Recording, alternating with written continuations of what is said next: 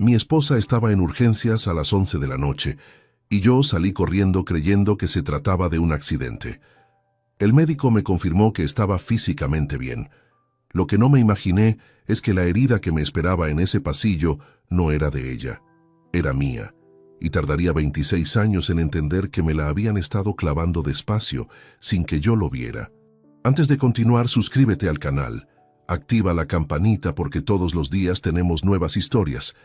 Deja tu like y cuéntanos en los comentarios desde qué ciudad nos estás viendo. Me llamo Leandro Soriano Caballero. Tengo 53 años y durante 26 de ellos creí que sabía exactamente quién era, dónde estaba parado y qué podía esperar del futuro. No porque fuera ingenuo, sino porque había construido cada parte de mi vida con una precisión que consideraba suficiente garantía contra el desastre. Trabajo, constancia, presencia. Eso era lo que yo ofrecía, y durante mucho tiempo pensé que era suficiente. Soy contador senior en una constructora mediana en Valencia. Llevo 19 años en la misma empresa, y en ese tiempo he pasado de revisar balances bajo las órdenes de otros a ser yo quien firma los informes que van a dirección. No es una carrera brillante en el sentido que los jóvenes imaginan, no hay glamour ni portadas de revista. Es números, responsabilidad y una reputación construida a base de no cometer errores. Eso es lo que soy profesionalmente. Un hombre metódico que no se permite fallos. En casa la historia era más complicada. Me casé con Verónica Pizarro Gálvez el 4 de septiembre de 1997. Ella tenía 24 años entonces, yo 27. Nos conocimos en una cena de amigos comunes, y lo que empezó como una conversación sobre música clásica terminó en un intercambio de teléfonos y meses después en una relación que los dos decidimos que era para siempre. Era profesora de literatura en un instituto público, una mujer de carácter firme, con opiniones sobre todo y una forma de moverse por el mundo que yo admiraba genuinamente. En aquellos primeros años discutíamos sobre libros hasta las 3 de la madrugada, y planeábamos viajes que a veces hacíamos y a veces no, pero que siempre tenían el mismo peso de ilusión. Tuvimos una hija.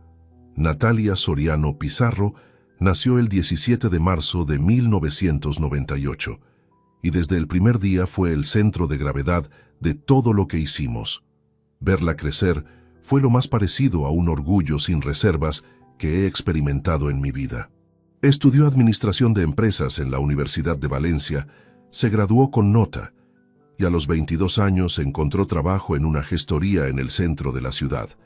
Yo pagaba su alquiler, 780 euros al mes por un piso de 2 habitaciones en el barrio de Ruzafa, porque quería que tuviera independencia sin que la presión económica la aplastara antes de tiempo. Nunca me pareció un sacrificio, era lo que un padre hace. Y luego estaba la casa de la Costa Blanca. La compramos en 2006, después de años ahorrando con un criterio que Verónica a veces llamaba obsesión y yo llamaba planificación. Un chalet pequeño a 4 kilómetros de Altea, con una terraza desde la que se veía el mar cuando el día estaba despejado. Costó 210.000 euros, pagados entre los dos con ahorros acumulados y un crédito que terminamos de liquidar en 2016. Era el símbolo más concreto de todo lo que habíamos construido juntos. Cada verano pasábamos allí 3 semanas, y durante esas 3 semanas yo lograba desconectarme del trabajo lo suficiente como para recordar por qué había elegido aquella vida. Pero debo decir algo con honestidad, aunque me cueste reconocerlo. Fui un marido presente en lo físico y ausente en lo que importaba, no de manera deliberada, no con mala intención, pero sí con una constancia que con los años fue construyendo una distancia que ninguno de los dos nombraba abiertamente. Llegaba tarde casi siempre. Me quedaba en el despacho cuando los números no cuadraban, que era frecuente. Venía a cenar con la cabeza en una auditoría y respondía con monosílabos cuando Verónica intentaba hablar de algo que no fuera la rutina inmediata. Los fines de semana sin planes los pasaba frente al ordenador con la excusa de adelantar trabajo pendiente. Ella lo dijo varias veces a lo largo de los años, primero con palabras directas, luego con silencios que pesaban más que las palabras, y al final dejó de decirlo. Yo interpreté ese silencio como aceptación, como madurez de pareja, como la normalidad que llega después de décadas juntos. Ahora sé que era otra cosa completamente distinta. No sé en qué momento exacto empezó a alejarse de verdad. No sé si hay un momento concreto o si fue algo que se fue desgarrando poco a poco, como una tela que cede por el centro antes de que notes que llevaba tiempo desgastada. Lo que sí recuerdo con precisión absoluta es el jueves 11 de octubre de 2023. Eran las 23:04 cuando mi teléfono vibró sobre la mesilla de noche con el nombre de Verónica iluminado en la pantalla. Algo en aquella vibración, el horario quizás o algo más difícil de nombrar, me hizo incorporarme en la cama antes de siquiera contestar. Leandro. Su voz era un hilo casi roto. Estoy en el hospital, en urgencias del La Fe. Me puse de pie de un salto. ¿Qué pasó? ¿Estás bien? Hubo una pausa que duró demasiado para lo que yo necesitaba escuchar. Ven, por favor. Colgó. Me vestí en menos de 2 minutos. No me até los cordones hasta llegar al ascensor. Salí al parking subterráneo con el abrigo puesto a medias y la cartera en la mano. Arranqué el coche y conduje los 11 minutos que separan nuestro piso del Hospital Universitario La Fe, a una velocidad que en otras circunstancias me habría parecido imprudente. Pero las circunstancias no eran otras. Eran exactamente esas. Mientras conducía, mi mente recorría escenarios posibles. Un golpe, una caída, algo con el corazón. Verónica no era de las que llamaban por nada.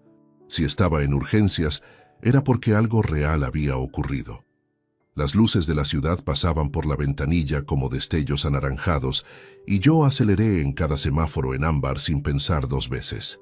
No se me ocurrió ni por un instante que lo real no tuviera nada que ver con un accidente. Aparqué en doble fila, entré por las puertas automáticas con el abrigo todavía mal abrochado, y la vi de inmediato, sentada en una silla de plástico azul al fondo del pasillo, con las manos entrelazadas sobre las rodillas y la cabeza ligeramente inclinada. Una enfermera me confirmó en pocas palabras que la habían revisado y que estaba bien físicamente. Me acerqué. Ella levantó la vista y en sus ojos no había dolor físico ni miedo por ninguna lesión. Había otra cosa, el peso específico de alguien que lleva demasiado tiempo cargando con algo que ya no puede seguir sosteniendo. Le tomé las manos. Estaban frías. ¿Qué pasó, Verónica? Ella abrió la boca. La cerró, volvió a abrirla, y entonces empezó a hablar. Las palabras de Verónica llegaron despacio al principio, como si el cuerpo se resistiera a expulsarlas después de haberlas sostenido durante demasiado tiempo. No había coherencia en el orden, ni estructura, ni la claridad que uno esperaría de alguien que pretende explicarse. Era un desbordamiento, la ruptura visible de algo que llevaba meses al límite de su propio peso. Leandro, necesito que me escuches sin interrumpirme. No respondí. Me senté en la silla vacía, contigua a la suya, mantuve sus manos entre las mías y la miré fijamente. Hace 1 año empecé a ver a alguien. El pasillo de urgencias continuaba con su ritmo ajeno a todo lo demás. Una camilla cruzó a nuestra izquierda. Una auxiliar de enfermería avanzó por el fondo con pasos rápidos. La vida hospitalaria siguió su curso sin enterarse de que algo se estaba fracturando en esa esquina concreta, bajo aquella luz fluorescente que lo exponía todo con una frialdad que no pedía permiso. Se llama Ismael Trujillo. Da clases de educación física en el instituto desde hace 3 años. El nombre llegó sin rostro, sin volumen, solo sonido. Esta noche estaba en su apartamento cuando me empezaron las palpitaciones. Me asusté y llamé al 112. No quería llamarte porque sabía que tendría que explicarte dónde estaba, pero cuando llegaron los sanitarios y me trajeron aquí, ya no pude seguir. Llevo meses sin dormir. Llevo 1 año cargando con esto y esta noche sentí que no podía ni respirar. Tomé aire de forma lenta y controlada. ¿Cuánto tiempo llevas con él? Mi propia voz me resultó extraña, plana, como si viniera de otro sitio completamente distinto al lugar donde yo estaba sentado. 1 año, hace casi exactamente 1 año. No me moví. Hay momentos en que el cuerpo decide antes que la razón, y esa noche el mío optó por la quietud total. No como táctica, no como cálculo frío. Simplemente porque incorporarme habría supuesto confirmar que aquello era completamente real, y una parte de mí todavía estaba suspendida entre el momento anterior a la llamada y ese pasillo de plástico azul donde nada tenía la temperatura correcta. Verónica continuó. Dijo que había llegado a un punto insostenible, que no era la primera vez que sentía las palpitaciones, que el insomnio la había acompañado durante meses. Dijo también, con menos precisión pero con igual peso, que llevaba mucho tiempo sintiéndose sola. No lo formuló como cargo directo. No hizo falta. La frase flotaba entre nosotros con la misma presencia constante que el olor a desinfectante del pasillo, impregnándolo todo sin que nadie lo señalara en voz alta. No la interrumpí. No pregunté si le quería a él. No pregunté cuántas veces, ni en qué lugares, ni cómo había comenzado todo aquello. No porque no me importara, sino porque en ese instante comprendí que ninguna respuesta cambiaría lo que ya había ocurrido, ni la dirección inevitable de lo que iba a venir después. Cuando terminó, el silencio entre los dos duró varios segundos. ¿Quieres decirme algo ahora?, preguntó con la voz reducida a casi nada. Esta noche no. Me levanté, recogí el abrigo del respaldo y esperé a que ella hiciera lo mismo. Salimos del hospital sin más palabras. Las puertas automáticas se abrieron y el aire de octubre nos recibió con esa frialdad seca que caracteriza las noches otoñales en Valencia. El coche seguía en doble fila con las luces de emergencia todavía parpadeando. Me acomodé al volante, esperé a que Verónica cerrara la puerta del copiloto y salí del aparcamiento en silencio. 11 minutos de regreso sin música, sin radio, sin una sola palabra. Ella miraba por la ventanilla con las manos juntas sobre las rodillas. Yo mantenía los ojos en el asfalto mojado por la lluvia de la tarde, que reflejaba las luces de la ciudad en pequeños charcos de color anaranjado y blanco. Cuando apagué el motor frente al portal, ella buscó mi mirada. «Leandro, necesito silencio ahora mismo». Subimos en el ascensor sin rozarnos. Entramos al piso. Verónica fue directamente al dormitorio y cerró la puerta con una delicadeza que resultó más difícil de soportar que cualquier portazo. Me quedé en el pasillo unos instantes, mirando esa puerta cerrada. Luego fui a la cocina, llené un vaso de agua y lo bebí de pie sobre el fregadero con los ojos fijos en el azulejo blanco de la pared, sin ver nada concreto. Después salí a la terraza. A las 3 de la madrugada Valencia tiene una quietud que de día le resulta imposible. Las farolas trazaban líneas anaranjadas sobre los tejados del barrio, y en la distancia se oía el murmullo continuo del tráfico de la avenida. Ese ruido de fondo que nunca desaparece del todo en las ciudades. Me apoyé en la barandilla con ambas manos y mantuve la vista fija en ningún punto determinado. 26 años. No lo pensé como número. Lo pensé como volumen, como masa, como la suma real de cada noche compartida, cada desayuno de domingo, cada discusión afrontada o postergada. La casa de Altea, elegida juntos, un sábado de febrero con planos extendidos sobre la mesa del comedor y una botella de vino a medias entre los dos. Natalia, que era de los dos de una forma que ninguna decisión futura podía borrar del mapa. Todo aquello seguía existiendo en algún sitio. Y al mismo tiempo, ninguna de esas cosas era exactamente lo que yo había creído que era. Intenté recordar si había notado algo diferente en los últimos meses. Hay momentos que, vistos desde el otro lado, cambian de forma por completo. Aquella cena de junio en que Verónica llegó a casa más tarde de lo habitual con la excusa de una reunión de claustro. El fin de semana de agosto en que Natalia se ofreció a acompañarla a visitar a una amiga supuestamente enferma en Castellón, y yo me quedé solo en casa sin que ninguna de las dos me llamara en todo el día. Los mensajes que Verónica borraba antes de dejar el teléfono sobre la mesa del salón. No los había registrado como señales en su momento. Los recordaba ahora porque, con el nuevo contexto clavado en el pecho, encajaban con una precisión que resultaba casi obscena. El frío empezó a calarme a través del jersey poco antes de las 3:15. Entré, fui al cuarto de baño, abrí el grifo de agua fría y me la pasé por la cara con ambas manos. En el espejo había un hombre al que le acababan de mover el suelo bajo los pies sin previo aviso. Me sequé despacio con la toalla y salí al salón. Me senté en el sofá con el teléfono en la mano. Busqué el nombre de mi hermano Germán entre los contactos. Marqué. El teléfono sonó 3 veces antes de que Germán respondiera. Su voz llegó con la aspereza específica de quien ha sido arrancado del sueño, pero sin el tono de alarma que habría tenido si la llamada viniera de un desconocido. Entre hermanos, una llamada a las 3 de la madrugada tiene un peso particular. No asusta de la misma manera. Simplemente obliga. Leandro, ¿qué ocurre? No era pregunta. Era la confirmación de que algo pasaba, dicha de la única forma en que mi hermano mayor sabe decir las cosas importantes, sin adornos. Esta noche llevé a Verónica al hospital. Hubo una pausa breve. ¿Está bien físicamente? Sí, no era nada físico. Escuché al otro lado el crujido inconfundible de Germán incorporándose en la cama desde su piso en Alicante, donde vivía solo desde que su propio divorcio se cerró en 2012.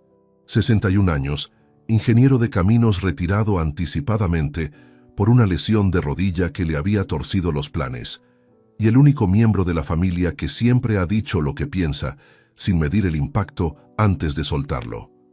Cuéntame. Lo hice. Hablé durante casi 20 minutos con la voz baja para no atravesar las paredes del piso, sentado en el extremo del sofá con los codos sobre las rodillas y el teléfono pegado al oído. Le conté el nombre, el instituto, el tiempo que llevaba, el dinero de las palpitaciones que la habían llevado al hospital desde un apartamento que no era el nuestro. Le conté que había conducido de vuelta en silencio y que en ese momento Verónica dormía, o lo intentaba, al otro lado de la puerta del dormitorio. Germán no me interrumpió ni una sola vez. Cuando terminé su respuesta tardó unos segundos. Todavía no hagas nada, Leandro. Esta noche, mañana, quizás pasado, nada. ¿Me escuchas? Te escucho. Lo que sientes ahora mismo no es un buen consejero. Nunca lo es. Y un error en este momento puede costarte mucho más que lo que ya te ha costado lo que acaba de ocurrir. Era la voz de alguien que había pasado por algo remotamente parecido y sabía de qué hablaba sin necesidad de hacer comparaciones en voz alta. No voy a hacer nada esta noche. Bien. Llámame mañana cuando tengas la cabeza más asentada. Una pausa breve. Siento mucho que esto te esté pasando. No respondí. Colgué con cuidado. Dejé el teléfono sobre el cojín y me quedé inmóvil mirando la penumbra del salón. La conversación con Germán me había dado algo que no supe identificar en ese instante, pero que reconocería días después. No consuelo, sino estructura. La diferencia entre los dos es que el consuelo te dice que todo irá bien, y la estructura simplemente señala dónde está el suelo para que puedas apoyar el pie sin caerte. Esa madrugada necesitaba el suelo más que ninguna otra cosa. Volví a la terraza poco después. El frío había bajado otro par de grados y el barrio estaba completamente quieto. Me apoyé en la barandilla y dejé que los recuerdos llegaran sin filtrarlos, porque intentar contenerlos habría sido inútil. El fin de semana de agosto regresó con más nitidez que antes.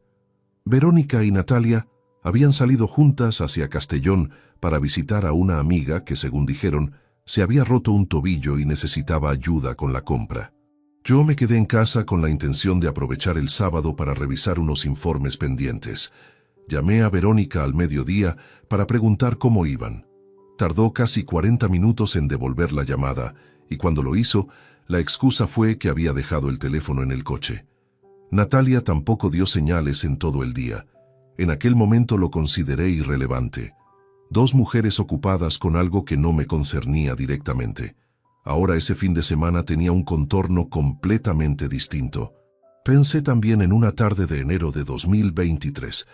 Había llegado a casa antes de lo habitual, por el cierre anticipado de la oficina, y encontré a Verónica sentada en el sillón del salón, con el teléfono entre las manos y una expresión. Mi esposa estaba en urgencias a las 11 de la noche, y yo salí corriendo creyendo que se trataba de un accidente.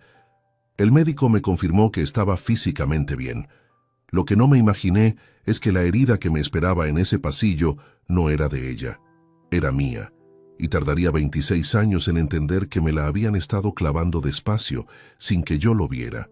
Antes de continuar, suscríbete al canal, activa la campanita porque todos los días tenemos nuevas historias.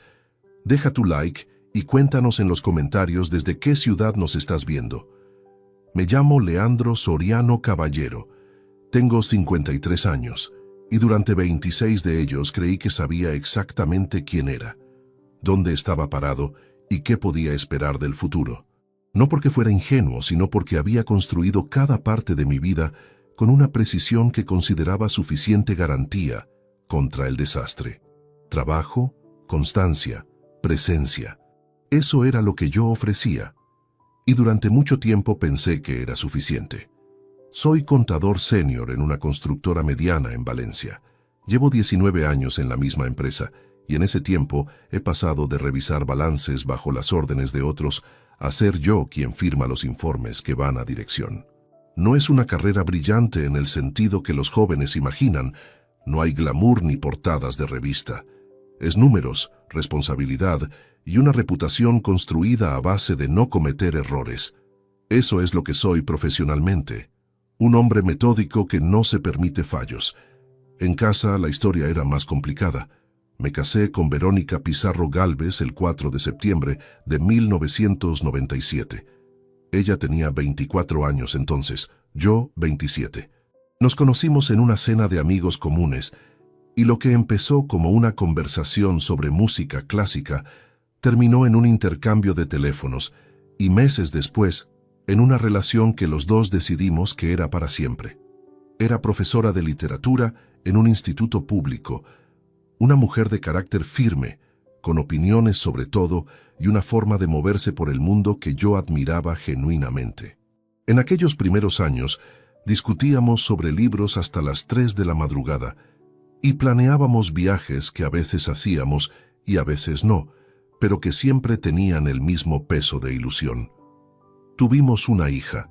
Natalia Soriano Pizarro nació el 17 de marzo de 1998 y desde el primer día fue el centro de gravedad de todo lo que hicimos.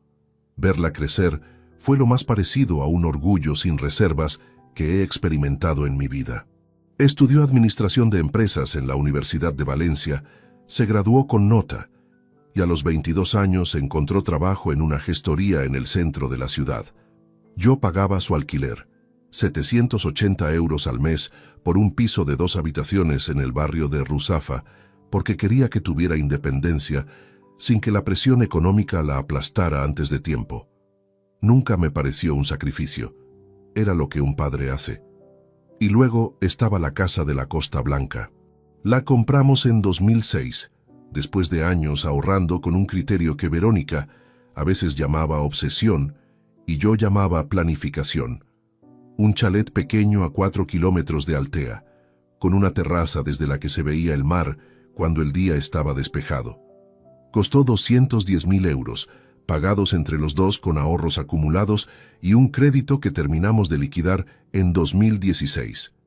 Era el símbolo más concreto de todo lo que habíamos construido juntos. Cada verano pasábamos allí 3 semanas, y durante esas 3 semanas yo lograba desconectarme del trabajo lo suficiente como para recordar por qué había elegido aquella vida. Pero debo decir algo con honestidad, aunque me cueste reconocerlo. Fui un marido presente en lo físico y ausente en lo que importaba, no de manera deliberada, no con mala intención, pero sí con una constancia que con los años fue construyendo una distancia que ninguno de los dos nombraba abiertamente. Llegaba tarde casi siempre. Me quedaba en el despacho cuando los números no cuadraban, que era frecuente. Venía a cenar con la cabeza en una auditoría y respondía con monosílabos cuando Verónica intentaba hablar de algo que no fuera la rutina inmediata. Los fines de semana sin planes los pasaba frente al ordenador con la excusa de adelantar trabajo pendiente. Ella lo dijo varias veces a lo largo de los años, primero con palabras directas, luego con silencios que pesaban más que las palabras, y al final dejó de decirlo. Yo interpreté ese silencio como aceptación, como madurez de pareja, como la normalidad que llega después de décadas juntos. Ahora sé que era otra cosa completamente distinta. No sé en qué momento exacto empezó a alejarse de verdad. No sé si hay un momento concreto o si fue algo que se fue desgarrando poco a poco, como una tela que cede por el centro antes de que notes que llevaba tiempo desgastada. Lo que sí recuerdo con precisión absoluta es el jueves 11 de octubre de 2023. Eran las 23:04 cuando mi teléfono vibró sobre la mesilla de noche con el nombre de Verónica iluminado en la pantalla. Algo en aquella vibración, el horario quizás o algo más difícil de nombrar, me hizo incorporarme en la cama antes de siquiera contestar. Leandro. Su voz era un hilo casi roto. Estoy en el hospital, en urgencias del La Fe. Me puse de pie de un salto. ¿Qué pasó? ¿Estás bien? Hubo una pausa que duró demasiado para lo que yo necesitaba escuchar. Ven, por favor. Colgó. Me vestí en menos de 2 minutos. No me até los cordones hasta llegar al ascensor. Salí al parking subterráneo con el abrigo puesto a medias y la cartera en la mano. Arranqué el coche y conduje los 11 minutos que separan nuestro piso del Hospital Universitario La Fe, a una velocidad que en otras circunstancias me habría parecido imprudente. Pero las circunstancias no eran otras. Eran exactamente esas. Mientras conducía, mi mente recorría escenarios posibles. Un golpe, una caída, algo con el corazón. Verónica no era de las que llamaban por nada. Si estaba en urgencias, era porque algo real había ocurrido. Las luces de la ciudad pasaban por la ventanilla como destellos anaranjados y yo aceleré en cada semáforo en ámbar sin pensar 2 veces. No se me ocurrió ni por un instante que lo real no tuviera nada que ver con un accidente. Aparqué en doble fila, entré por las puertas automáticas con el abrigo todavía mal abrochado y la vi de inmediato, sentada en una silla de plástico azul al fondo del pasillo, con las manos entrelazadas sobre las rodillas y la cabeza ligeramente inclinada. Una enfermera me confirmó en pocas palabras que la habían revisado y que estaba bien físicamente. Me acerqué. Ella levantó la vista y en sus ojos no había dolor físico ni miedo por ninguna lesión. Había otra cosa, el peso específico de alguien que lleva demasiado tiempo cargando con algo que ya no puede seguir sosteniendo. Le tomé las manos. Estaban frías. ¿Qué pasó, Verónica? Ella abrió la boca. La cerró, volvió a abrirla, y entonces empezó a hablar. Las palabras de Verónica llegaron despacio al principio, como si el cuerpo se resistiera a expulsarlas después de haberlas sostenido durante demasiado tiempo. No había coherencia en el orden, ni estructura, ni la claridad que uno esperaría de alguien que pretende explicarse. Era un desbordamiento, la ruptura visible de algo que llevaba meses al límite de su propio peso. Leandro, necesito que me escuches sin interrumpirme. No respondí. Me senté en la silla vacía, contigua a la suya, mantuve sus manos entre las mías y la miré fijamente. Hace 1 año empecé a ver a alguien. El pasillo de urgencias continuaba con su ritmo ajeno a todo lo demás. Una camilla cruzó a nuestra izquierda. Una auxiliar de enfermería avanzó por el fondo con pasos rápidos. La vida hospitalaria siguió su curso sin enterarse de que algo se estaba fracturando en esa esquina concreta, bajo aquella luz fluorescente que lo exponía todo con una frialdad que no pedía permiso. Se llama Ismael Trujillo. Da clases de educación física en el instituto desde hace 3 años. El nombre llegó sin rostro, sin volumen, solo sonido. Esta noche estaba en su apartamento cuando me empezaron las palpitaciones. Me asusté y llamé al 112. No quería llamarte porque sabía que tendría que explicarte dónde estaba, pero cuando llegaron los sanitarios y me trajeron aquí, ya no pude seguir. Llevo meses sin dormir.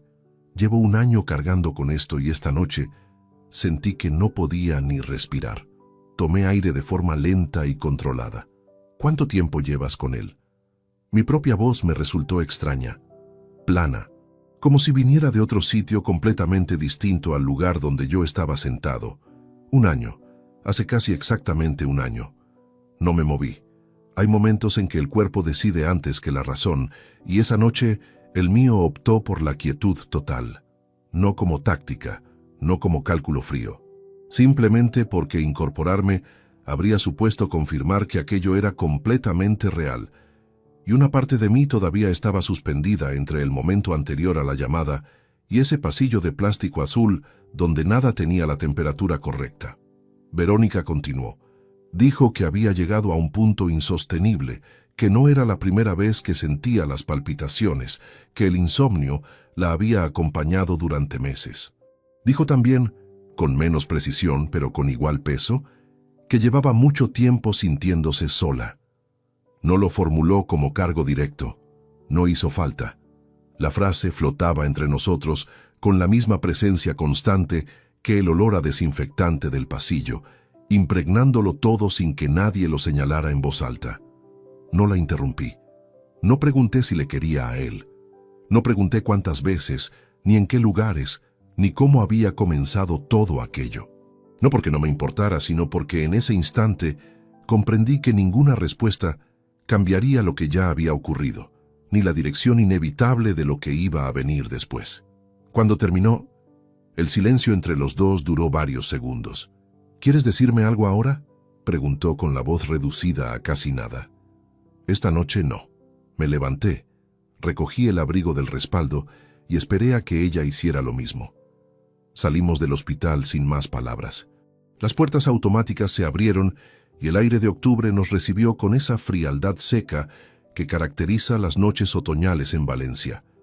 El coche seguía en doble fila con las luces de emergencia todavía parpadeando. Me acomodé al volante, esperé a que Verónica cerrara la puerta del copiloto y salí del aparcamiento en silencio. 11 minutos de regreso sin música, sin radio, sin una sola palabra. Ella miraba por la ventanilla con las manos juntas sobre las rodillas. Yo mantenía los ojos en el asfalto mojado por la lluvia de la tarde, que reflejaba las luces de la ciudad en pequeños charcos de color anaranjado y blanco. Cuando apagué el motor frente al portal, ella buscó mi mirada. «Leandro, necesito silencio ahora mismo». Subimos en el ascensor sin rozarnos. Entramos al piso. Verónica fue directamente al dormitorio y cerró la puerta con una delicadeza que resultó más difícil de soportar que cualquier portazo. Me quedé en el pasillo unos instantes, mirando esa puerta cerrada. Luego fui a la cocina, llené un vaso de agua y lo bebí de pie sobre el fregadero con los ojos fijos en el azulejo blanco de la pared, sin ver nada concreto. Después salí a la terraza. A las 3 de la madrugada Valencia tiene una quietud que de día le resulta imposible. Las farolas trazaban líneas anaranjadas sobre los tejados del barrio, y en la distancia se oía el murmullo continuo del tráfico de la avenida. Ese ruido de fondo que nunca desaparece del todo en las ciudades. Me apoyé en la barandilla con ambas manos y mantuve la vista fija en ningún punto determinado. 26 años. No lo pensé como número, lo pensé como volumen, como masa, como la suma real de cada noche compartida, cada desayuno de domingo, cada discusión afrontada o postergada. La casa de Altea, elegida juntos, un sábado de febrero con planos extendidos sobre la mesa del comedor y una botella de vino a medias entre los dos. Natalia, que era de los dos de una forma que ninguna decisión futura podía borrar del mapa. Todo aquello seguía existiendo en algún sitio, y al mismo tiempo, ninguna de esas cosas era exactamente lo que yo había creído que era. Intenté recordar si había notado algo diferente en los últimos meses. Hay momentos que, vistos desde el otro lado, cambian de forma por completo. Aquella cena de junio en que Verónica llegó a casa más tarde de lo habitual con la excusa de una reunión de claustro. El fin de semana de agosto en que Natalia se ofreció a acompañarla a visitar a una amiga supuestamente enferma en Castellón, y yo me quedé solo en casa sin que ninguna de las dos me llamara en todo el día. Los mensajes que Verónica borraba antes de dejar el teléfono sobre la mesa del salón. No los había registrado como señales en su momento. Los recordaba ahora porque, con el nuevo contexto clavado en el pecho, encajaban con una precisión que resultaba casi obscena. El frío empezó a calarme a través del jersey poco antes de las 3:15.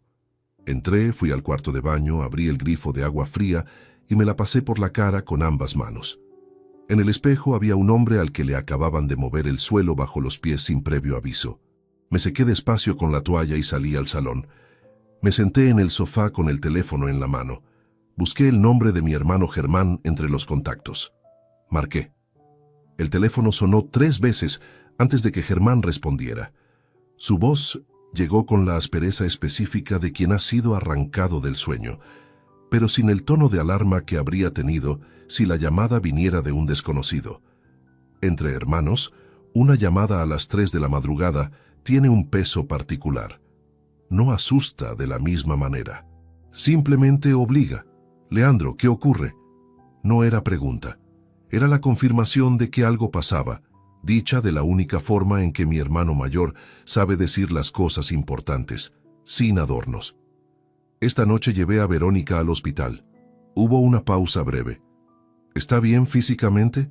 Sí, no era nada físico. Escuché al otro lado el crujido inconfundible de Germán incorporándose en la cama desde su piso en Alicante, donde vivía solo desde que su propio divorcio se cerró en 2012.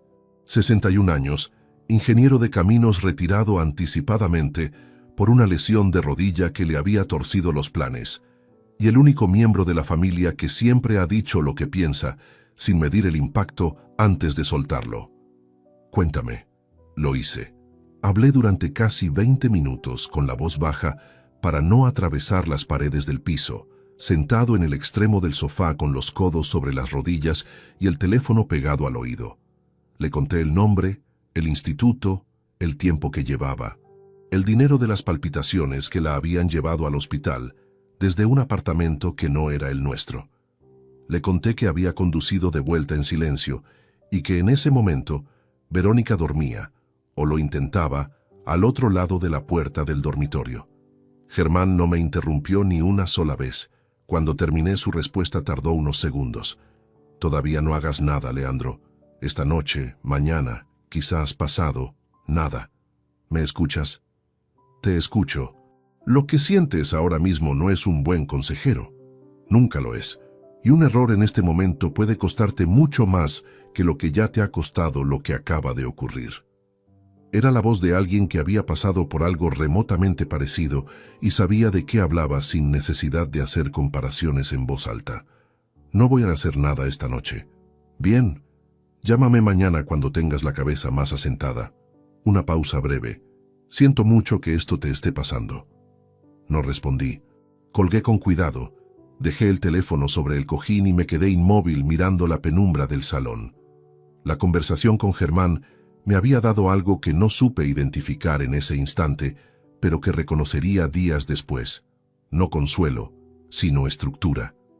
La diferencia entre los dos es que el consuelo te dice que todo irá bien, y la estructura simplemente señala dónde está el suelo para que puedas apoyar el pie sin caerte.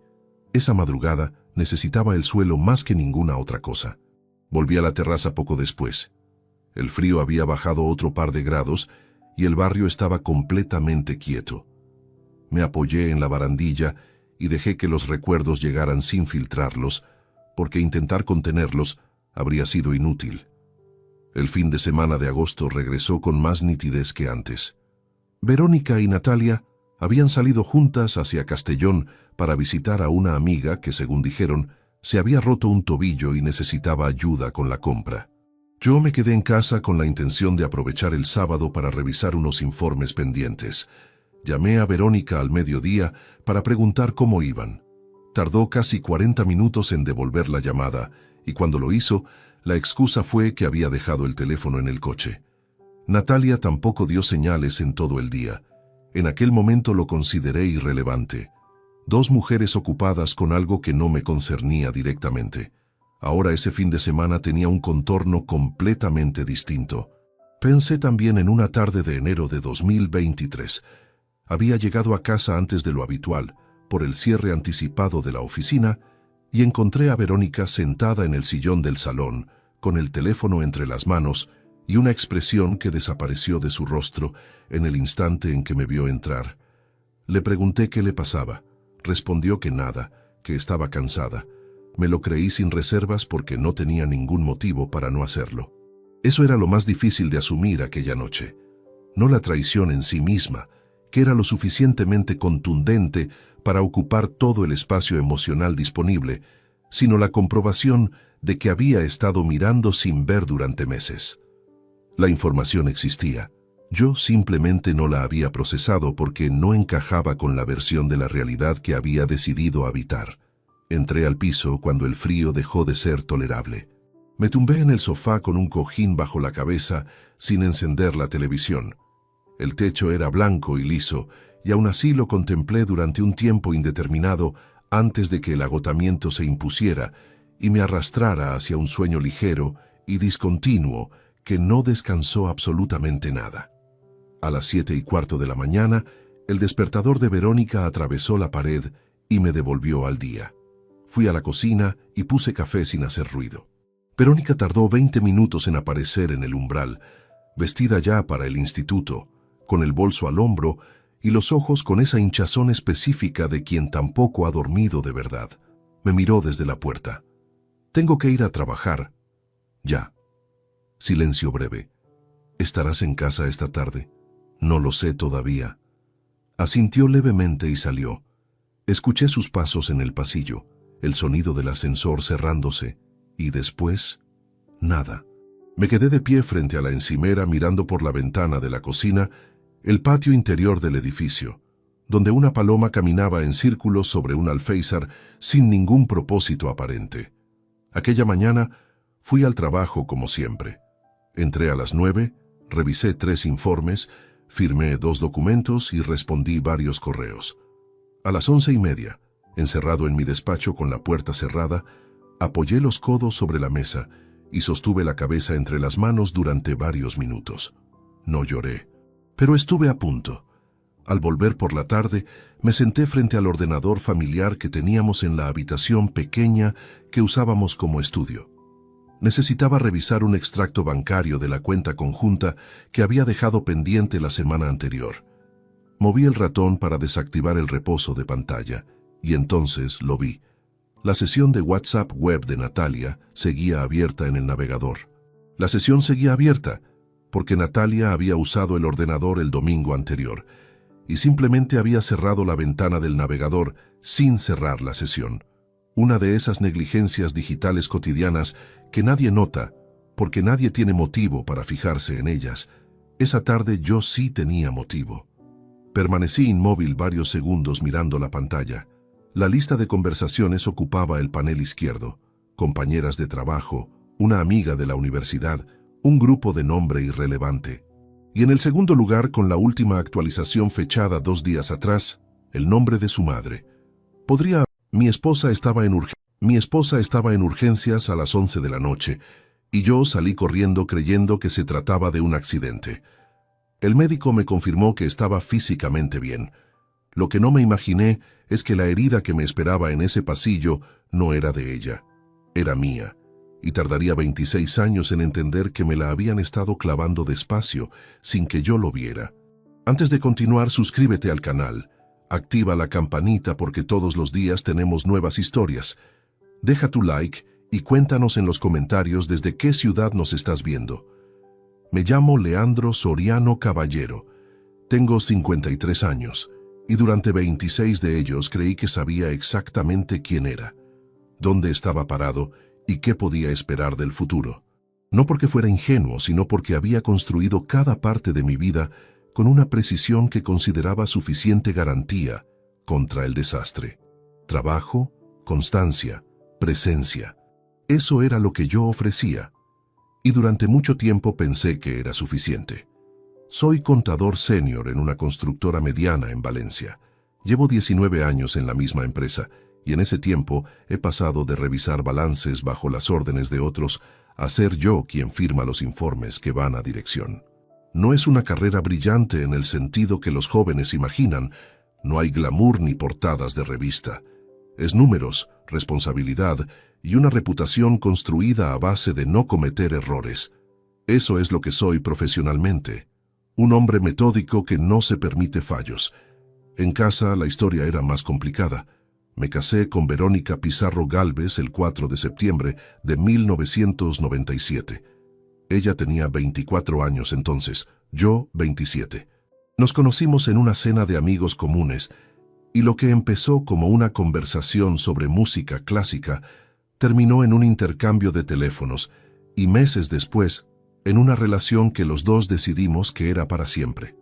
Era profesora de literatura en un instituto público, una mujer de carácter firme, con opiniones sobre todo y una forma de moverse por el mundo que yo admiraba genuinamente.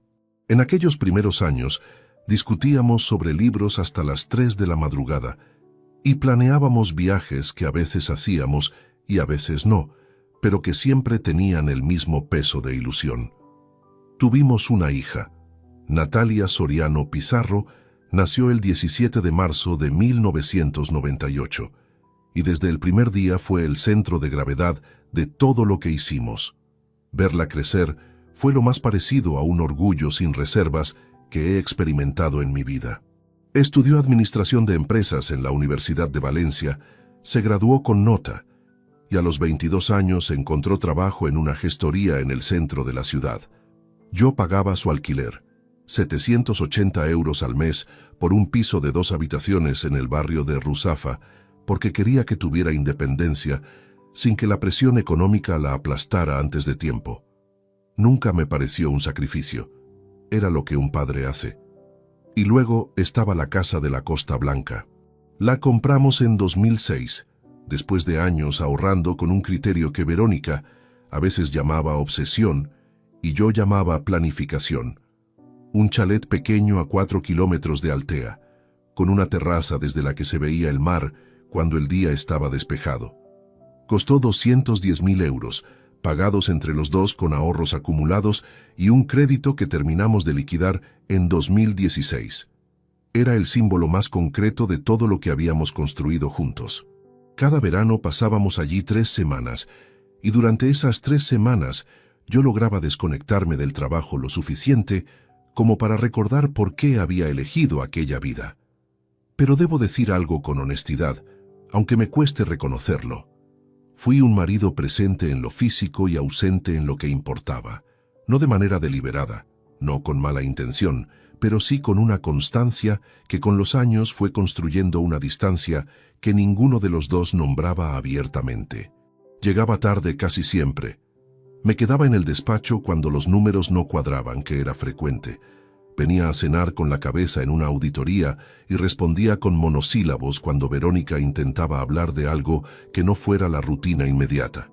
Los fines de semana sin planes los pasaba frente al ordenador con la excusa de adelantar trabajo pendiente.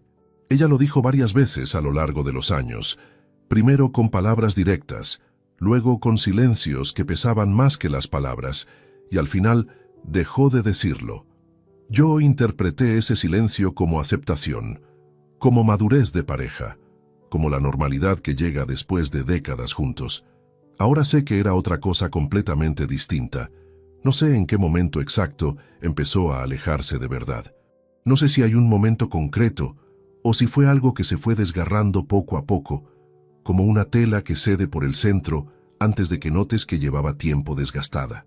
Lo que sí recuerdo con precisión absoluta es el jueves 11 de octubre de 2023. Eran las 23:04 cuando mi teléfono vibró sobre la mesilla de noche con el nombre de Verónica iluminado en la pantalla.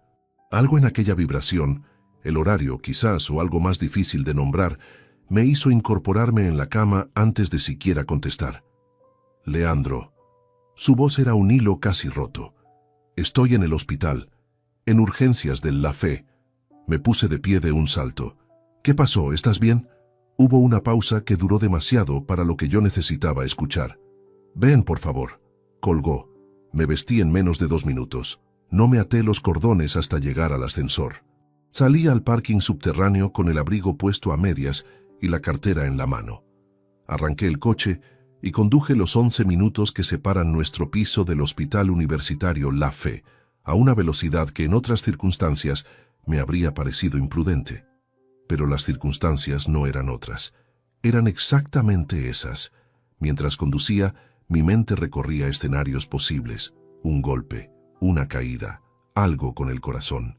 Verónica no era de las que llamaban por nada. Si estaba en urgencias, era porque algo real había ocurrido.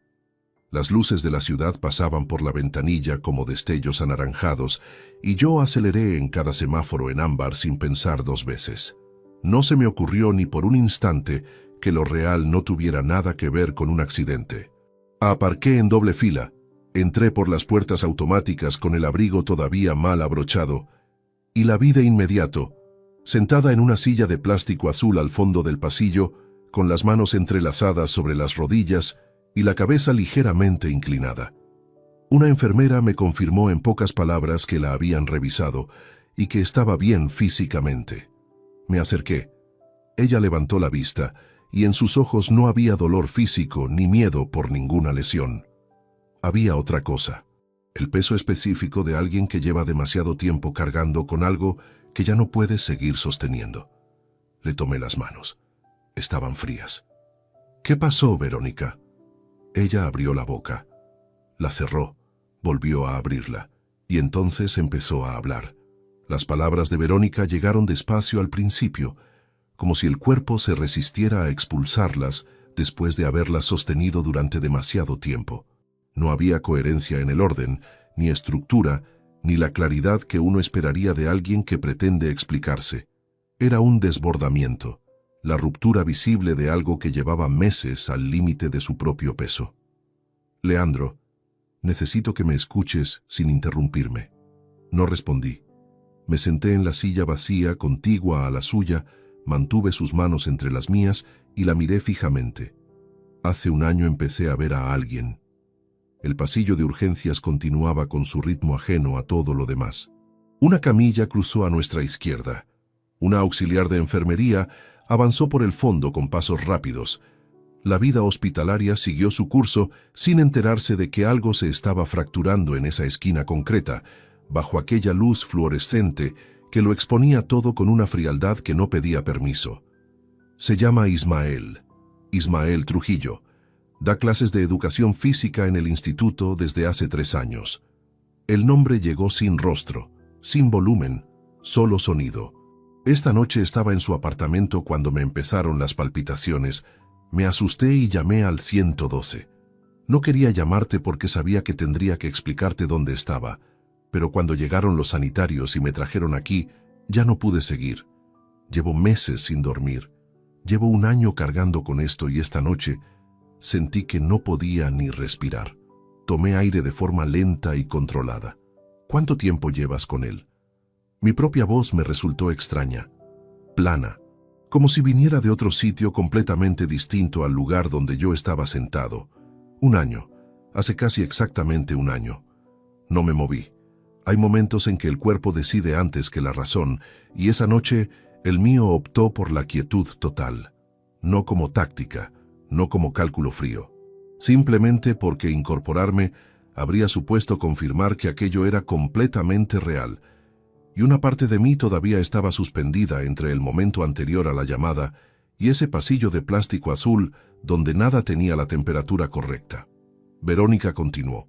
Dijo que había llegado a un punto insostenible, que no era la primera vez que sentía las palpitaciones, que el insomnio la había acompañado durante meses.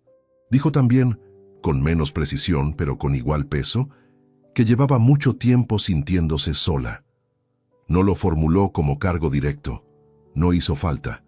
La frase flotaba entre nosotros con la misma presencia constante que el olor a desinfectante del pasillo, impregnándolo todo sin que nadie lo señalara en voz alta. No la interrumpí. No pregunté si le quería a él. No pregunté cuántas veces, ni en qué lugares, ni cómo había comenzado todo aquello. No porque no me importara, sino porque en ese instante comprendí que ninguna respuesta cambiaría lo que ya había ocurrido, ni la dirección inevitable de lo que iba a venir después. Cuando terminó, el silencio entre los dos duró varios segundos. ¿Quieres decirme algo ahora?, preguntó con la voz reducida a casi nada. Esta noche no. Me levanté, recogí el abrigo del respaldo y esperé a que ella hiciera lo mismo. Salimos del hospital sin más palabras. Las puertas automáticas se abrieron y el aire de octubre nos recibió con esa frialdad seca que caracteriza las noches otoñales en Valencia. El coche seguía en doble fila con las luces de emergencia todavía parpadeando. Me acomodé al volante, Esperé a que Verónica cerrara la puerta del copiloto y salí del aparcamiento en silencio. 11 minutos de regreso sin música, sin radio, sin una sola palabra. Ella miraba por la ventanilla con las manos juntas sobre las rodillas. Yo mantenía los ojos en el asfalto mojado por la lluvia de la tarde, que reflejaba las luces de la ciudad en pequeños charcos de color anaranjado y blanco. Cuando apagué el motor frente al portal, ella buscó mi mirada. «Leandro, necesito silencio ahora mismo». Subimos en el ascensor sin rozarnos. Entramos al piso. Verónica fue directamente al dormitorio y cerró la puerta con una delicadeza que resultó más difícil de soportar que cualquier portazo. Me quedé en el pasillo unos instantes, mirando esa puerta cerrada. Luego fui a la cocina, llené un vaso de agua y lo bebí de pie sobre el fregadero con los ojos fijos en el azulejo blanco de la pared, sin ver nada concreto. Después salí a la terraza. A las 3 de la madrugada Valencia tiene una quietud que de día le resulta imposible. Las farolas trazaban líneas anaranjadas sobre los tejados del barrio, y en la distancia se oía el murmullo continuo del tráfico de la avenida. Ese ruido de fondo que nunca desaparece del todo en las ciudades. Me apoyé en la barandilla con ambas manos y mantuve la vista fija en ningún punto determinado. 26 años. No lo pensé como número. Lo pensé como volumen, como masa, como la suma real de cada noche compartida, cada desayuno de domingo, cada discusión afrontada o postergada. La casa de Altea, elegida juntos, un sábado de febrero con planos extendidos sobre la mesa del comedor y una botella de vino a medias entre los dos. Natalia, que era de los dos de una forma que ninguna decisión futura podía borrar del mapa. Todo aquello seguía existiendo en algún sitio. Y al mismo tiempo, ninguna de esas cosas era exactamente lo que yo había creído que era. Intenté recordar si había notado algo diferente en los últimos meses. Hay momentos que, vistos desde el otro lado, cambian de forma por completo. Aquella cena de junio en que Verónica llegó a casa más tarde de lo habitual con la excusa de una reunión de claustro. El fin de semana de agosto en que Natalia se ofreció a acompañarla a visitar a una amiga supuestamente enferma en Castellón, y yo me quedé solo en casa sin que ninguna de las dos me llamara en todo el día. Los mensajes que Verónica borraba antes de dejar el teléfono sobre la mesa del salón. No los había registrado como señales en su momento. Los recordaba ahora porque, con el nuevo contexto clavado en el pecho, encajaban con una precisión que resultaba casi obscena. El frío empezó a calarme a través del jersey poco antes de las 3:15. Entré, fui al cuarto de baño, abrí el grifo de agua fría y me la pasé por la cara con ambas manos. En el espejo había un hombre al que le acababan de mover el suelo bajo los pies sin previo aviso. Me sequé despacio con la toalla y salí al salón. Me senté en el sofá con el teléfono en la mano. Busqué el nombre de mi hermano Germán entre los contactos. Marqué. El teléfono sonó 3 veces antes de que Germán respondiera. Su voz llegó con la aspereza específica de quien ha sido arrancado del sueño, pero sin el tono de alarma que habría tenido si la llamada viniera de un desconocido. Entre hermanos, una llamada a las 3 de la madrugada tiene un peso particular. No asusta de la misma manera. Simplemente obliga. «Leandro, ¿qué ocurre?» No era pregunta. Era la confirmación de que algo pasaba, dicha de la única forma en que mi hermano mayor sabe decir las cosas importantes, sin adornos. Esta noche llevé a Verónica al hospital. Hubo una pausa breve. ¿Está bien físicamente? Sí, no era nada físico. Escuché al otro lado el crujido inconfundible de Germán incorporándose en la cama desde su piso en Alicante, donde vivía solo desde que su propio divorcio se cerró en 2012. 61 años, ingeniero de caminos retirado anticipadamente por una lesión de rodilla que le había torcido los planes, y el único miembro de la familia que siempre ha dicho lo que piensa, sin medir el impacto antes de soltarlo. Cuéntame. Lo hice. Hablé durante casi 20 minutos con la voz baja para no atravesar las paredes del piso, sentado en el extremo del sofá con los codos sobre las rodillas y el teléfono pegado al oído. Le conté el nombre, el instituto, el tiempo que llevaba, el dinero de las palpitaciones que la habían llevado al hospital, desde un apartamento que no era el nuestro. Le conté que había conducido de vuelta en silencio y que en ese momento Verónica dormía, o lo intentaba, al otro lado de la puerta del dormitorio. Germán no me interrumpió ni una sola vez. Cuando terminé, su respuesta tardó unos segundos. «Todavía no hagas nada, Leandro. Esta noche, mañana, quizás pasado, nada. ¿Me escuchas?» «Te escucho. Lo que sientes ahora mismo no es un buen consejero. Nunca lo es. Y un error en este momento puede costarte mucho más que lo que ya te ha costado lo que acaba de ocurrir». Era la voz de alguien que había pasado por algo remotamente parecido y sabía de qué hablaba sin necesidad de hacer comparaciones en voz alta. «No voy a hacer nada esta noche». «Bien. Llámame mañana cuando tengas la cabeza más asentada». Una pausa breve. «Siento mucho que esto te esté pasando». No respondí. Colgué con cuidado. Dejé el teléfono sobre el cojín y me quedé inmóvil mirando la penumbra del salón. La conversación con Germán me había dado algo que no supe identificar en ese instante, pero que reconocería días después. No consuelo, sino estructura.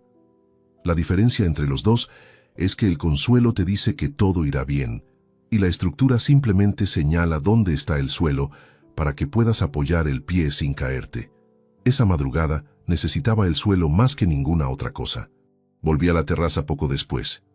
El frío había bajado otro par de grados y el barrio estaba completamente quieto. Me apoyé en la barandilla y dejé que los recuerdos llegaran sin filtrarlos, porque intentar contenerlos habría sido inútil. El fin de semana de agosto regresó con más nitidez que antes. Verónica y Natalia habían salido juntas hacia Castellón para visitar a una amiga que, según dijeron, se había roto un tobillo y necesitaba ayuda con la compra. Yo me quedé en casa con la intención de aprovechar el sábado para revisar unos informes pendientes.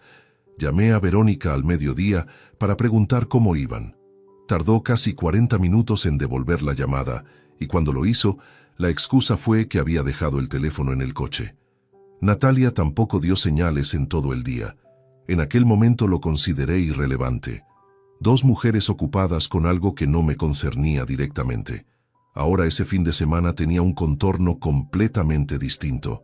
Pensé también en una tarde de enero de 2023. Había llegado a casa antes de lo habitual, por el cierre anticipado de la oficina, y encontré a Verónica sentada en el sillón del salón, con el teléfono entre las manos y una expresión que desapareció de su rostro en el instante en que me vio entrar. Le pregunté qué le pasaba. Respondió que nada, que estaba cansada. Me lo creí sin reservas porque no tenía ningún motivo para no hacerlo. Eso era lo más difícil de asumir aquella noche. No la traición en sí misma, que era lo suficientemente contundente para ocupar todo el espacio emocional disponible, sino la comprobación de que había estado mirando sin ver durante meses. La información existía.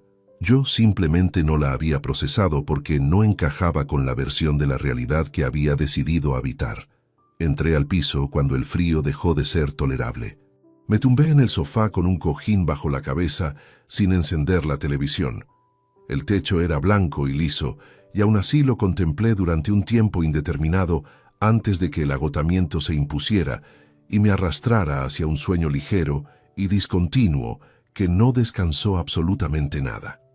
A las 7:15 de la mañana, el despertador de Verónica atravesó la pared y me devolvió al día. Fui a la cocina y puse café sin hacer ruido. Verónica tardó 20 minutos en aparecer en el umbral, vestida ya para el instituto, con el bolso al hombro y los ojos con esa hinchazón específica de quien tampoco ha dormido de verdad. Me miró desde la puerta. «Tengo que ir a trabajar». «Ya». Silencio breve. «¿Estarás en casa esta tarde?» «No lo sé todavía». Asintió levemente y salió. Escuché sus pasos en el pasillo, el sonido del ascensor cerrándose, y después, nada. Me quedé de pie frente a la encimera mirando por la ventana de la cocina el patio interior del edificio, donde una paloma caminaba en círculos sobre un alféizar sin ningún propósito aparente. Aquella mañana fui al trabajo como siempre. Entré a las 9, revisé 3 informes, firmé 2 documentos y respondí varios correos. A las 11:30, Encerrado en mi despacho con la puerta cerrada, apoyé los codos sobre la mesa y sostuve la cabeza entre las manos durante varios minutos. No lloré, pero estuve a punto. Al volver por la tarde, me senté frente al ordenador familiar que teníamos en la habitación pequeña que usábamos como estudio. Necesitaba revisar un extracto bancario de la cuenta conjunta que había dejado pendiente la semana anterior. Moví el ratón para desactivar el reposo de pantalla, y entonces lo vi. La sesión de WhatsApp web de Natalia seguía abierta en el navegador. La sesión seguía abierta porque Natalia había usado el ordenador el domingo anterior y simplemente había cerrado la ventana del navegador sin cerrar la sesión. Una de esas negligencias digitales cotidianas que nadie nota porque nadie tiene motivo para fijarse en ellas. Esa tarde yo sí tenía motivo. Permanecí inmóvil varios segundos mirando la pantalla. La lista de conversaciones ocupaba el panel izquierdo. Compañeras de trabajo, una amiga de la universidad, un grupo de nombre irrelevante. Y en el segundo lugar, con la última actualización fechada 2 días atrás, el nombre de su madre. Podría haber cerrado esa pestaña. Hubo unos segundos en que lo consideré con seriedad. Hay líneas que, una vez cruzadas, no tienen vuelta atrás. Pero la noche del hospital había redefinido los límites de lo que yo consideraba permisible, y ese peso resultó más determinante que cualquier escrúpulo. Hice clic en la conversación con Verónica. Los mensajes se desplegaron en el panel derecho y comencé a leerlos de abajo hacia arriba. Lo primero que encontré fue un intercambio del martes anterior, 2 días antes del episodio del hospital. El jueves por la tarde no llegaré hasta las 8. Si tu padre pregunta, dile que tengo reunión de departamento. Entendido. ¿Necesitas que te cubra en algo más? No, con eso es suficiente. Gracias, cariño. Seguí subiendo. Un intercambio de septiembre. Papá me preguntó por qué tardaste tanto el sábado. ¿Qué le dijiste? Que te habías quedado preparando los exámenes de octubre con una compañera. No me hizo más preguntas. Perfecta. Eres la mejor. Y más atrás, de mayo de 2023. Necesito que el viernes digas que estás conmigo si alguien pregunta. Quedamos en que íbamos a cenar juntas. ¿A qué hora llegas a casa? Antes de las 11 seguro. De acuerdo. Sin titubeo, sin la menor incomodidad, sin una sola pregunta que sugiriera fricción interna. La naturalidad con que Natalia participaba en aquel entramado era lo que más pesaba. Ningún ¿estás segura de que esto está bien? Ni una sola vez la frase «Mamá, no me pongas en esta situación». Solo respuestas funcionales, precisas, coordinadas, como si encubrir a su madre frente a su padre fuera un rol tan integrado en su cotidianidad que ya no requería deliberación previa. Estuve leyendo durante casi 40 minutos. La conversación llegaba hasta diciembre de 2022, donde el tono adquiría ese carácter operativo y metódico. 11 meses completos de cobertura documentada en una pantalla, fechas concretas, coartadas coordinadas, franjas horarias pactadas con una precisión que dejaba claro que nada de aquello había sido improvisado. Natalia conocía la existencia de Ismael Trujillo desde los primeros meses del asunto. Cerré el navegador despacio. Me levanté y caminé hasta la cocina con un paso que notaba extraño, como si la distancia entre las 2 habitaciones fuera levemente mayor de lo que siempre había sido. Abrí el grifo, llené un vaso y lo sostuve entre las manos antes de beberlo. Fue entonces cuando noté que los dedos me temblaban. No era un temblor llamativo, era una vibración contenida que el cuerpo expulsa cuando ha procesado demasiado en demasiado poco tiempo. Desde el pasillo del hospital no me había permitido ninguna reacción física visible. Aquella tarde, sosteniendo ese vaso con las manos que no terminaban de aquietarse, fue la primera grieta real. Apoyé las palmas sobre la encimera y respiré. Hay heridas que definen su magnitud por la profundidad del corte. Hay otras cuya gravedad viene exclusivamente de la mano que las produce. Lo de Verónica me había arrancado algo que todavía estaba inventariando. Lo de Natalia era una categoría distinta de daño. Saber que la persona a quien más había protegido en mi vida adulta había tomado una decisión activa y sostenida de mantenerme en la ignorancia mientras yo habitaba una mentira construida entre las dos. No por un momento de debilidad ni por una circunstancia puntual, 11 meses, con un sistema de cobertura al que se había prestado sin aparente resistencia. Ella lo sabía desde el principio. No existía ninguna forma de reconciliar esa imagen con la de la hija que creía conocer. Y sin embargo, las dos coexistían en la misma persona, sostenidas por una capacidad de compartimentación que yo no habría atribuido a alguien de 25 años. Pensé en el domingo de septiembre en que habíamos comido juntos en aquel restaurante del centro que le gustaba por la terraza. Hablamos de su trabajo en la gestoría, de un proyecto nuevo que le habían asignado, de si pensaba cambiar de piso a lo largo del año. Una conversación afectuosa del tipo que hace creer que la relación entre padre e hija está exactamente donde debería estar. Pagué la cuenta sin que ella lo discutiera, como siempre, y durante toda esa comida, mientras yo le preguntaba por su vida con interés genuino, ella sabía exactamente lo que su madre estaba haciendo y lo que yo ignoraba. Sostenía esa doble verdad sobre la misma mesa, sin que se le moviera nada en el rostro. La tarde fue cerrándose en la ventana de la cocina, con esa luz lateral de octubre que en Valencia tiñe los tejados de ocre antes de apagarse del todo. No me moví durante un rato largo. No había nada que hacer en ese momento que no fuera asumir lo que la pantalla acababa de mostrarme, y eso era algo que no admitía ninguna aceleración. Cuando Verónica llegó al piso, pasadas las 7, me encontró sentado en el salón con la lámpara encendida y el televisor apagado. Evaluó el ambiente desde el umbral con una mirada rápida, fue un momento a la cocina y regresó con una taza entre las manos. ¿Has comido algo? No. ¿Podemos hablar esta noche? No esta noche. No había crispación en mi respuesta. Era simplemente lo que correspondía decir en ese momento. Hablar habría requerido decidir qué revelar y qué guardar todavía, y esa jerarquía no estaba ordenada. Me fui al dormitorio. Aquella noche dormí en la misma cama por primera vez desde el jueves, pero con la espalda orientada hacia el centro del colchón y un margen de separación que ninguno de los dos nombró en voz alta. Verónica entró más tarde y se acomodó en su lado sin decir nada. A las 6:40 de la mañana siguiente, me levanté antes de que sonara ningún despertador. Me duché, me vestí y antes de salir escribí un mensaje a Germán. Necesito el nombre de un buen abogado, alguien riguroso, de divorcios, no de familia. Su respuesta llegó 10 minutos después, cuando ya estaba en el ascensor. Llámame cuando puedas. Conozco a alguien. Germán me llamó a mediodía del lunes. Estaba en mi despacho con la puerta cerrada y una taza de café frío que no había tocado desde primera hora. Se llama Bruno Castellanos Mora. 58 años, lleva 30 ejerciendo en Valencia. Lo conocí durante mi propio proceso, hace más de 11 años.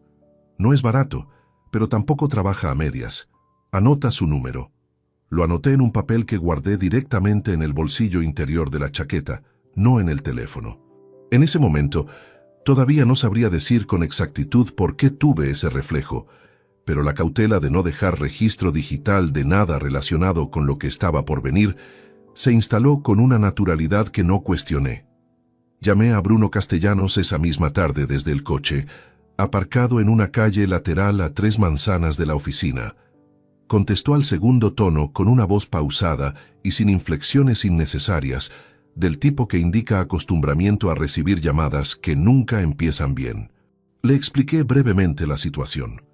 Matrimonio de 26 años, régimen de gananciales, cuenta bancaria conjunta, un bien inmueble en la Costa Blanca y la confirmación verbal de una infidelidad prolongada. No entré en detalles sobre Natalia. Eso podía esperar. ¿Hay hijos menores de edad implicados? No. La hija tiene 25 años. ¿Tiene acceso a los movimientos de la cuenta conjunta? Sí. Bien. Necesito que descargue los extractos completos de los últimos 12 meses antes de que nos veamos. No imprima nada todavía. Guárdelo en formato digital en un lugar al que solo usted tenga acceso. Podemos vernos el miércoles por la tarde si le va bien. Me fue bien.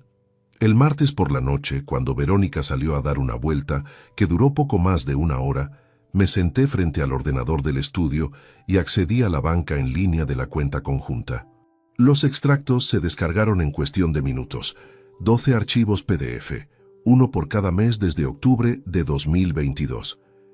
Comencé a revisarlos con el mismo método que aplicaría a cualquier auditoría de trabajo. Columna de fecha, concepto, importe. Sin prisa, sin anticipar conclusiones antes de tener todos los datos sobre la mesa. Los primeros movimientos irregulares aparecieron en noviembre de 2022.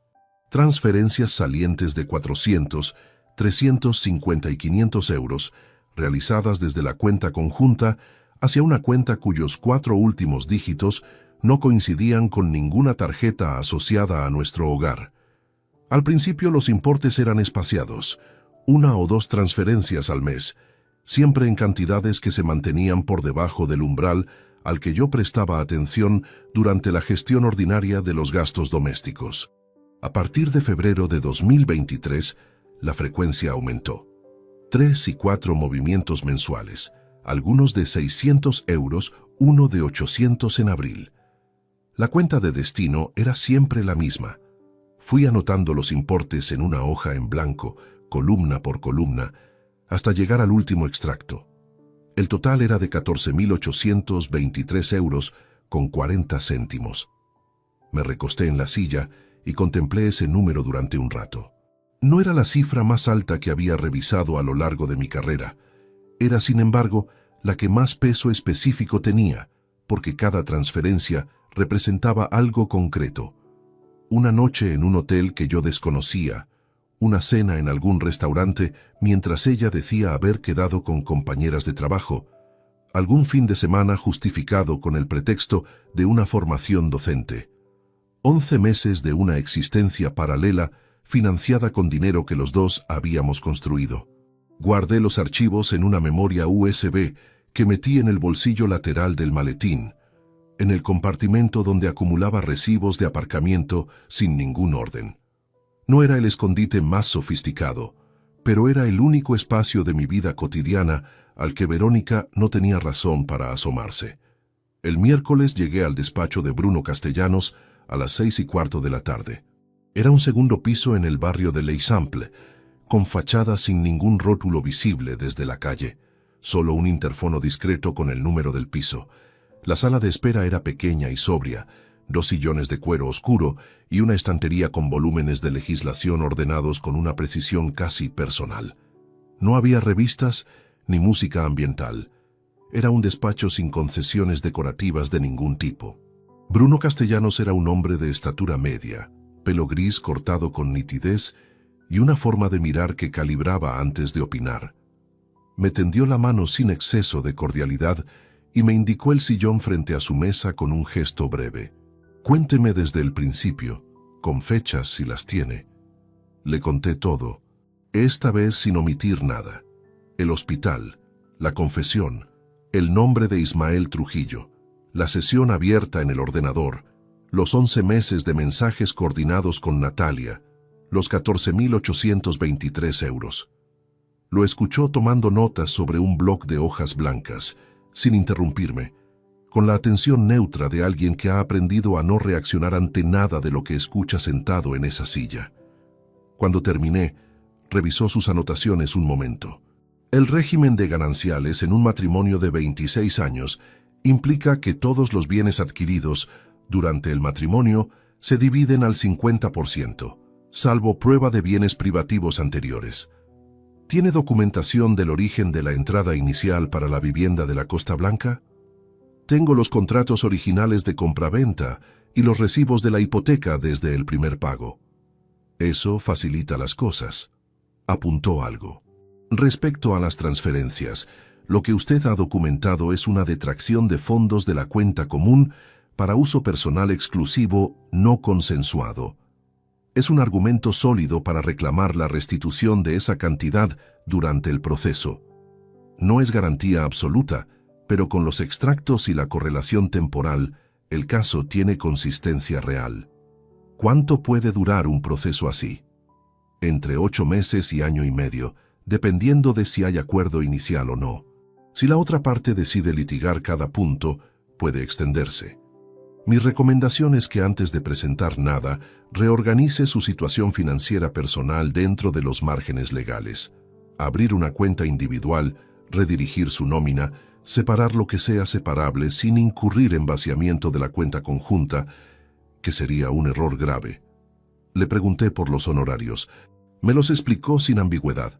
3.200 euros de provisión de fondos inicial y 900 euros mensuales durante la duración del proceso. No era una cantidad indiferente, pero tampoco era algo que modificara ninguna decisión.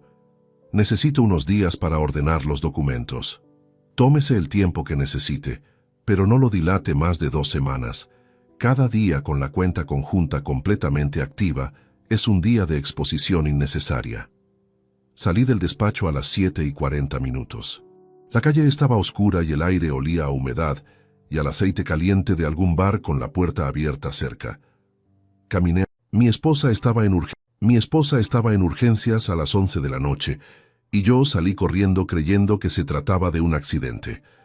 El médico me confirmó que estaba físicamente bien. Lo que no me imaginé es que la herida que me esperaba en ese pasillo no era de ella, era mía. Y tardaría 26 años en entender que me la habían estado clavando despacio, sin que yo lo viera. Antes de continuar, suscríbete al canal. Activa la campanita porque todos los días tenemos nuevas historias. Deja tu like y cuéntanos en los comentarios desde qué ciudad nos estás viendo. Me llamo Leandro Soriano Caballero. Tengo 53 años y durante 26 de ellos creí que sabía exactamente quién era, dónde estaba parado y qué podía esperar del futuro. No porque fuera ingenuo, sino porque había construido cada parte de mi vida con una precisión que consideraba suficiente garantía contra el desastre. Trabajo, constancia, presencia. Eso era lo que yo ofrecía. Y durante mucho tiempo pensé que era suficiente. Soy contador senior en una constructora mediana en Valencia. Llevo 19 años en la misma empresa y en ese tiempo he pasado de revisar balances bajo las órdenes de otros a ser yo quien firma los informes que van a dirección. No es una carrera brillante en el sentido que los jóvenes imaginan, no hay glamour ni portadas de revista. Es números, responsabilidad y una reputación construida a base de no cometer errores. Eso es lo que soy profesionalmente. Un hombre metódico que no se permite fallos. En casa la historia era más complicada. Me casé con Verónica Pizarro Gálvez el 4 de septiembre de 1997. Ella tenía 24 años entonces, yo 27. Nos conocimos en una cena de amigos comunes y lo que empezó como una conversación sobre música clásica terminó en un intercambio de teléfonos y meses después en una relación que los dos decidimos que era para siempre. Era profesora de literatura en un instituto público, una mujer de carácter firme, con opiniones sobre todo y una forma de moverse por el mundo que yo admiraba genuinamente. En aquellos primeros años, discutíamos sobre libros hasta las 3 de la madrugada y planeábamos viajes que a veces hacíamos y a veces no, pero que siempre tenían el mismo peso de ilusión. Tuvimos una hija. Natalia Soriano Pizarro nació el 17 de marzo de 1998. Y desde el primer día fue el centro de gravedad de todo lo que hicimos. Verla crecer fue lo más parecido a un orgullo sin reservas que he experimentado en mi vida. Estudió Administración de Empresas en la Universidad de Valencia, se graduó con nota y a los 22 años encontró trabajo en una gestoría en el centro de la ciudad. Yo pagaba su alquiler, 780 euros al mes por un piso de 2 habitaciones en el barrio de Ruzafa, porque quería que tuviera independencia sin que la presión económica la aplastara antes de tiempo. Nunca me pareció un sacrificio. Era lo que un padre hace. Y luego estaba la casa de la Costa Blanca. La compramos en 2006, después de años ahorrando con un criterio que Verónica a veces llamaba obsesión y yo llamaba planificación. Un chalet pequeño a 4 kilómetros de Altea, con una terraza desde la que se veía el mar cuando el día estaba despejado. Costó 210.000 euros, pagados entre los dos con ahorros acumulados y un crédito que terminamos de liquidar en 2016. Era el símbolo más concreto de todo lo que habíamos construido juntos. Cada verano pasábamos allí 3 semanas, y durante esas 3 semanas yo lograba desconectarme del trabajo lo suficiente como para recordar por qué había elegido aquella vida. Pero debo decir algo con honestidad, aunque me cueste reconocerlo. Fui un marido presente en lo físico y ausente en lo que importaba, no de manera deliberada, no con mala intención, pero sí con una constancia que con los años fue construyendo una distancia que ninguno de los dos nombraba abiertamente. Llegaba tarde casi siempre. Me quedaba en el despacho cuando los números no cuadraban, que era frecuente. Venía a cenar con la cabeza en una auditoría y respondía con monosílabos cuando Verónica intentaba hablar de algo que no fuera la rutina inmediata. Los fines de semana sin planes los pasaba frente al ordenador con la excusa de adelantar trabajo pendiente. Ella lo dijo varias veces a lo largo de los años, primero con palabras directas, luego con silencios que pesaban más que las palabras, y al final dejó de decirlo. Yo interpreté ese silencio como aceptación, como madurez de pareja, como la normalidad que llega después de décadas juntos. Ahora sé que era otra cosa completamente distinta. No sé en qué momento exacto empezó a alejarse de verdad. No sé si hay un momento concreto o si fue algo que se fue desgarrando poco a poco, como una tela que cede por el centro antes de que notes que llevaba tiempo desgastada. Lo que sí recuerdo con precisión absoluta es el jueves 11 de octubre de 2023. Eran las 23:04 cuando mi teléfono vibró sobre la mesilla de noche con el nombre de Verónica iluminado en la pantalla. Algo en aquella vibración, el horario quizás o algo más difícil de nombrar, me hizo incorporarme en la cama antes de siquiera contestar. Leandro. Su voz era un hilo casi roto. Estoy en el hospital, en urgencias del La Fe. Me puse de pie de un salto. ¿Qué pasó? ¿Estás bien? Hubo una pausa que duró demasiado para lo que yo necesitaba escuchar. Ven, por favor. Colgó. Me vestí en menos de 2 minutos. No me até los cordones hasta llegar al ascensor. Salí al parking subterráneo con el abrigo puesto a medias y la cartera en la mano. Arranqué el coche y conduje los 11 minutos que separan nuestro piso del Hospital Universitario La Fe, a una velocidad que en otras circunstancias me habría parecido imprudente. Pero las circunstancias no eran otras. Eran exactamente esas. Mientras conducía, mi mente recorría escenarios posibles. Un golpe, una caída, algo con el corazón. Verónica no era de las que llamaban por nada. Si estaba en urgencias, era porque algo real había ocurrido. Las luces de la ciudad pasaban por la ventanilla como destellos anaranjados, y yo aceleré en cada semáforo